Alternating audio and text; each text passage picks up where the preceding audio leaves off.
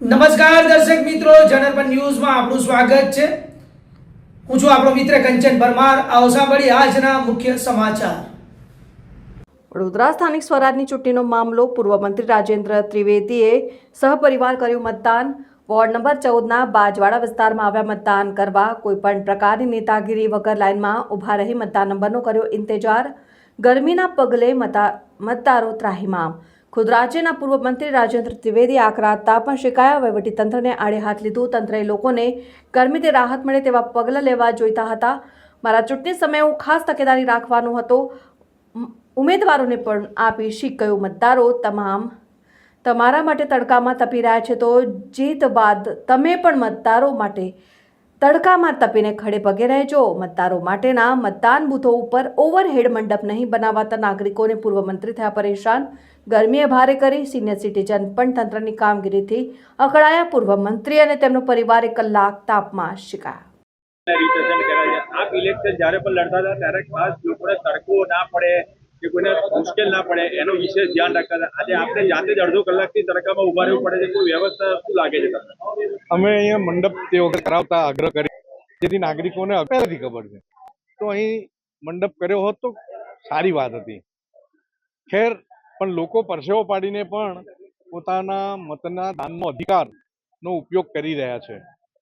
Senior citizens ઘણા આવી રહ્યા છે અને એ પણ આ લોકશાહીને મજબૂત રાખવા માટે, કારણ કે લોકસભાને મત આપવો કે વિધાનસભામાં મત આપવો એનાથી પણ મહત્વનો અધિકાર અહીંયા સ્થાનિક છે। સ્થાનિક ચૂંટણીઓમાં લોકોએ ખૂબ પસંદગી કરીને મત આપતા હોય છે અને જે ઉમેદવાર ચૂંટાઈને આવે એણે આ વાતનું ધ્યાન રાખવું જોઈએ કે લોકો પરસેવો પાડીને પણ તમને ચૂંટે છે, ત્યારે જ્યારે લોકોને મુશ્કેલી પડે તો લોકો માટે તમારે ખૂબ આગ્રહપૂર્વક દોડીને લોકોના કામ માટે જવું જોઈએ ને દોડવું જોઈએ।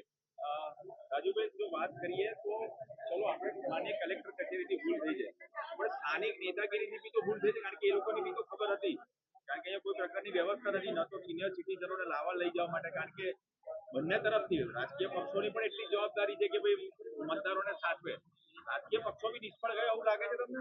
આવું ખાનગી રીતે કદાચ કોઈ બાંધવા જાય એમાં વાંધો આવે, કારણ કે સરકારી જગ્યામાં બાંધવાનું એ ખાનગીવાળાને ખાનગી જગ્યા નથી, આ સરકારી જગ્યા કહેવાય અત્યારે મતદાન છે ત્યાં સુધી, એટલે પણ તંત્રની જ જવાબદારી છે, એમાં એ જવાબદારી બીજાના માથે થોપી શકાય નહીં। સિનિયર સિટીઝનો પણ 80-90 વર્ષના સિનિયર સિટીઝન પ્રજ્ઞાચક્ષુઓ છે, એ લોકોને પણ તકલીફ પડી છે। હા, એ વ્યવસ્થા જોવી જોઈએ, હું માનું છું। આપ ઉપલા લેવલે રજૂઆત કરશો આની? હવે આ રજૂઆત 5 વર્ષ પછી જ આવતી હોય છે, પણ ચોક્કસપણે આ થવું જોઈએ। Thank you sir. થેન્ક